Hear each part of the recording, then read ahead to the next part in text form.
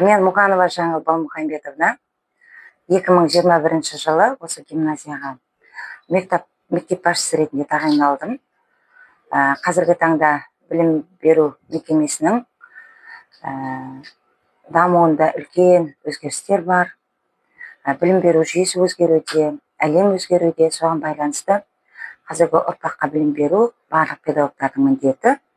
Дәл қазіргі таңда мектепте 129 педагог жұмыс жасайды. Осы өзім келгеннен бері 5 жылдың ішінде 10 алтын белгі және республикалық олимпиаданың жеңімпаздары шықты. Енді бүгінгі күн біз үшін есімен ерекше. Ұзақ жылдары бойы басқарған Алевтина Сабировна мектепке қонаққа келді. Біз үлкен қуанышпен қарсы алдық. Алевтина Сабировнаның еңбек жолы барлығымызға үлгі, біз құрметтейміз.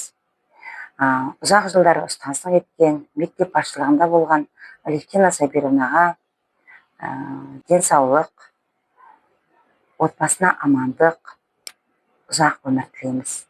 Рахмет.